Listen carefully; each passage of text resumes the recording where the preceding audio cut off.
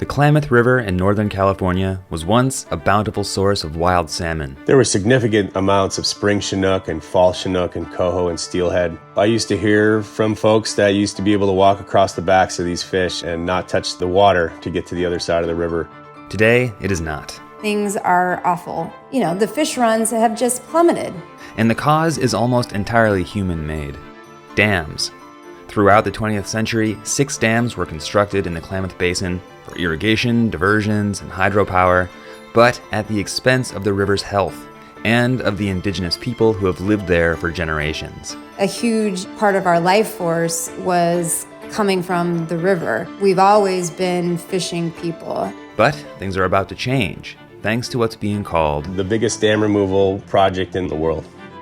This is Dive In with NOAA Fisheries. I'm John Sheehan, and today we'll hear about the restoration of the Klamath River Basin, involving the efforts of many, many people. There's a lot of different organizations, state and federal, tribal NGOs that have been working to kind of restore some of the habitat in the basin. This is Bob Pagliuco, a marine habitat resource specialist in the Office of Habitat Conservation's Restoration Center.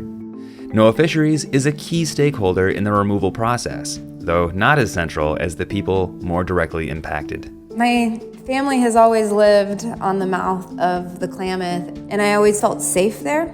There just was this deep sense of I am safe here and I'll always be provided for. This is Amy Cordalis, a member of the Yurok tribe and an attorney who's been deeply involved with the dam removal and basin restoration efforts, and with the Klamath River itself for her entire life.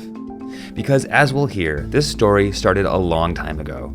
Dam removal is the latest development, albeit a very significant one, in a series of events and actions that stretch back to the founding of our country and beyond. It's about westward expansion, or colonialism, about how this country was built and on whose backs, the decisions that were made, and the consequences. It is also a story of people coming together in spite of this history to try to set things right. So let's start where it starts, in the Klamath River Basin. Here's Bob. The Klamath Basin straddles northwestern California and southern Oregon. It's kind of bisected by the state line there. It's 15,000 square miles. It's also the third largest salmon producer on the West Coast. Yeah. And so give us some history of the region. What has happened to it that's necessitated this restoration effort? Well, tribes have been living in the Klamath Basin since time immemorial, and there's several tribes that live in the basin. The Yurok tribe, Chinook, Hupa, Klamath tribes, the Shasta Indian Nation, the Modoc Nation, and then several other tribes as well, including the Quartz Valley and Rezagini Rancheria. And they've been managing their land and resources through ceremonies and fire and just general land stewardship. And all that kind of changed in 1850 when the gold rush began. So the 49ers came out and cattle ranching happened and agriculture, timber harvest, and obviously the mining. They diked and drained a lot of the wetlands to create agricultural fields. And they also needed water, so they created a lot of water diversions as well, taking water out of the Klamath River and its tributaries to water those crops. Also, dams were built. There was 6 dams built in the Klamath Basin from 1918 to essentially 1965, and that changed the Klamath Basin significantly. Some of the effects of those dams were felt as early as, in the 1980s. The Lost River and the short-nosed suckers who live in the upper Klamath Basin, they were listed as endangered under the Endangered Species Act. And then shortly after that, in 1997, our NOAA Trust resource, coho salmon, was also listed under the Endangered Species Act. These dams, they block over 420 miles of habitat, and they also influence water quality. So water temperatures go up, dissolved oxygens go down. And then also there's an incredible amount of fish disease that is created by the conditions from these dams. There's also toxic algae blooms of cyanobacteria, and they produce microcystin toxins, which is really bad for fish. It's really bad for dogs and wildlife. If they drink that, oftentimes they'll die. And it's not good for humans at all. So there's quite a bit of issues associated with these dams and the reservoirs behind them. Yeah, a lot of impacts on wildlife and on habitat. Can you talk about some of the impacts on the people? The tribal communities that have relied on these fish for ages have lost their connection to the river. And when the river is sick, so is their community. The tribal members in the basin have high rates of diabetes and poverty based on a lot of different things that have happened to them. And they're really struggling. And the fishing communities are struggling as well. The Klamath is one of two major populations that essentially set the regulations for sport, ocean, and tribal fishery in California. And because of the low salmon runs, commercial sport and tribal fisheries have been significantly limited over the past few years. This is where I want to bring Amy back into the conversation. So Amy, can you describe the Yurok tribe's history with the Klamath watershed and with the river? Sure. So it starts at the beginning of time. So we might be here a while. The Creator made the land, the water, made all the creatures, the plants and the animals, and then made the humans last, and told the Yurok people that if we lived in a balance with the natural world, that we would never want for anything. We would always have enough. But a key to that balance and sustainability and, livelihood was that we never took more than what we needed from the natural world to survive. And so Yurok, throughout, the generations and thousands of years, has taken that, what I call cultural covenant, very seriously, where the Creator made Yurok country, and we've tried to live in a balance with the natural world and steward it and protect it so that it would keep supporting us and our livelihood. And what's really unique about Yurok is that we've never been relocated. We are, still in our Aboriginal territory, and for Native American or Indigenous Californians, that's really rare. There wasn't really a heavy influx of, colonizers and Europeans into Yurok country until right around the 1850s. Through even the late 1800s into the 1900s, we continued our village style fishing way of life and used the river for almost everything. So in 1888, the federal government Congress passed what's called the General Allotment Act. And that act essentially opened up Indian reservations across the country for settlement. What came out of the General Allotment Act and, Yurok losing a lot of its land on the reservation was that then the state of California argued that Yurok and the reservation was no longer Indian country. And they started making those arguments right around 1920, 1930.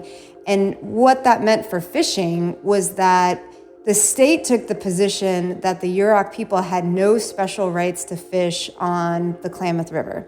Now, for Yurok, this was egregious. This is mind-blowing to them. Yurok people were essentially subject to state prosecution, for just trying to fish. And I think one of the real turning points was the Supreme Court trial Matz versus Arnett in 1973, involving your family. Could you describe it? Mm-hmm. Yeah, so Matz is my family. Raymond Matz, who was the plaintiff in that case, was my great uncle. And, the family fought long and hard for that decision. And eventually the family really grew tired of being the subject of the state's, essentially illegal prosecution of them for just trying to fish. And so one day in 1969, my great-grandmother, Geneva Matz, told her son, Raymond Matz, that she wanted fish heads for dinner. And so Raymond Matz, when his mother was hungry for fish heads, went down to the river with a couple other friends and his older brother also. There were 5 of them, and they put a net in the water. The state took the position that it was illegal for Yurok people to fish with gill nets in the Klamath River. And the story goes that they confiscated the nets. Raymond goes to state court. He shows up, and the judge says, "Give me $1 and I'll give you your net back and drop the charges." And Uncle Ray said no. And so California Indian Legal Services took Uncle Ray's case. And he did just what he told that judge he would do. He took his case all the way to the Supreme Court. He took his case to the Supreme Court, and he won. And one of the most important components of the court's analysis was that the Indian people had stayed on the land and they had kept fishing in the same places that, their ancestors did. And because of that, the whole area had maintained what the court called its Indian character. And as a result of that, it was still Indian country. So, I think it's a beautiful story of Indian resistance, and they just kept being Indians. So finally, in the 80s and 90s, the Yurok people had secured our right to fish, not only for just subsistence purposes, but also for commercial purposes, right? And for ceremonial purposes. And so 80s and 90s, we had a few good, decent years of a commercial fishery. But then in the late 90s, we started seeing the fish runs decline. And essentially through the 2000s until now, the fish runs have just plummeted. And this is where Amy herself enters the picture and plays her part in the story of this river. In 2002, I was in college at the time, and I had taken a summer internship with the Yurok Tribal Fisheries, and my job that whole year had been as a fish technician, counting fish and counting the tribe's harvest. September rolls around, it's hot. We're expecting a really large run of fall Chinook to come back into the river. And then we start getting reports that the fish are dying. And that had never happened before. And so it was like, what? The fish are dying? So I remember getting in one of the Yurok Tribal Fisheries boats, and sure enough, we started observing dead fish floating, in the water. And as we got further up the river, it got worse and worse. And essentially what we saw was you would see a fish, an adult fall Chinook salmon, and they would come up out of the water and their mouths would be open, like they were gasping for air. And then they'd go back down. And then just a little while after that, they'd come up, belly up to the surface of the river, and they had died. After a few days, carcasses, their bodies, would line the banks of the river 3-4 layers deep. I remember, being in the boat thinking my great-grandmother, Geneva Matz, who fought for Yurok fish and water and the river and sovereignty her whole life, is rolling over in her grave, and I got to go to law school to try to prevent this from ever happening again. I had planned on asking you why you became an attorney, thinking that it likely had something to do with the fish kill. I had no idea that it was such a direct and visceral reason, and sort of experiencing this very devastating event and then making the decision like, yep, I got to do something. That's tragic, but amazing. I wasn't the only Yurok person who was moved to that decision, right? The fish kill has inspired a whole generation of, Yurok people to advocate for our river. And, there's a lot of us that went out and got degrees and, are now working for the tribe at, in a very professional capacity. And again, that's another way in which those fish help contribute to the betterment of, not only the river, but our people as well. And now I want to bring Bob back into the story because this is the point where NOAA Fisheries plays a role in initiating the eventual dam removal. In 2002, there was a massive fish kill where agricultural interests in the upper basin got their water and flows were reduced in the lower basin for fish. And it was also coupled with a pretty decent sized run. And because of the low water conditions, they all kind of crowded together in pools, and disease just spread rampantly and killed upwards of 75,000 adult Chinook and coho and steelhead. And just after seeing that, everyone kind of got to the table and said, this can't be sustainable. Something needs to happen. NOAA Fisheries played a key role getting the beginning stages of dam removal happening. We recommended fish passage prescriptions. Essentially, through its regulatory process, NOAA Fisheries required the company leasing the dams to provide fish passage, or fish ladders, over the dams, and ultimately the company declined. That opened the door for dam removal. At that point, 40 or 50 different parties, NGOs, conservation fishing groups, farmers, tribes, state and federal agencies all got together and developed a couple different agreements. Not all of those agreements worked out, but it was agreed that the dams had to come down. And they created a dam removal entity, which is the Klamath River Renewal Corporation. And they're the ones getting all the parties together. So now it's just moving forward with dam removal. To give us a sense of what that entails, you can't just blow up the dam. What is dam removal? What does that take? Well, it takes decades of planning, having folks that are really dedicated to the process, getting over the hurdles. And what's happening now, they're going to start mobilizing equipment and getting up into that reservoir reach and getting ready for, the dam removal. So in 2023, this year, we call that the pre-drawdown year. And on January 1st, 2024, that's the big show. That's when those plugs at the bottoms of the dams are going to be pulled and reservoir and sediment drawdown and demolition essentially will occur. And they're going to be working their tails off trying to get all of those dams out using heavy equipment, just removing all the concrete and the earthen berms. And then we should have volitional passage by November in 2024. And then after that, 2025 and beyond, there's going to be a lot of restoration and monitoring to make sure that there's fish passage at those tributary mouths, make sure that, the vegetation that's going to be planted in the reservoir footprint and seeded is surviving. So there's going to be a lot of stewardship as well, 5 to 7 years post-dam removal. And how long do you anticipate before you start seeing the environmental impacts? These dam removals are going to affect the entire basin. These salmon are going to bring marine-derived nutrients and carry them all the way up into the upper basin to, replenish those nutrients that have been lost for the last 100 years and help riparian forests grow and feed the animals up there and also feed the tribes that are up there as well and provide fishing opportunities. So the majority of the impacts are going to be within the reservoir dam reach footprint and below, but there's definitely going to be a lot of benefits to the upper basin as well as these fish make their way back. These fish are incredibly resilient, and I think in 2024, as soon as those dams are down, I would bet that juveniles start migrating past that area looking for, alternative habitats. This is the largest dam removal in the world, and it's going to be a huge benefit to the Klamath River, but there still is more work to do.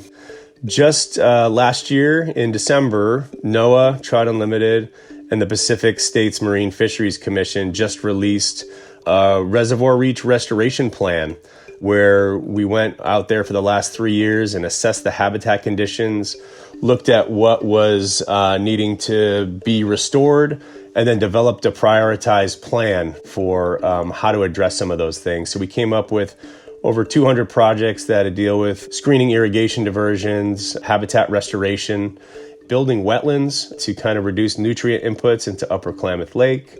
There's floodplain reconnection projects down in the lower basin as well. And then, we've been experiencing several years of drought, and water conservation is definitely one of our really high priorities, both in the upper basin and in the Shasta and Scott rivers, where there's a lot of agriculture too. So working with those communities to develop win-wins where, they can still have a successful agricultural enterprise, but the fish, also get some benefits of some cold water as well. And it's worth repeating that, as Bob mentioned, there are many entities and communities affected by these decisions. Some homeowners were concerned for their property values or that their wells would go dry. Hydroelectric customers had to find new ways to get power. And when you're talking about water, that's going to mean serious consequences for agriculture. A diverse array of interests had to come to the table to work this out.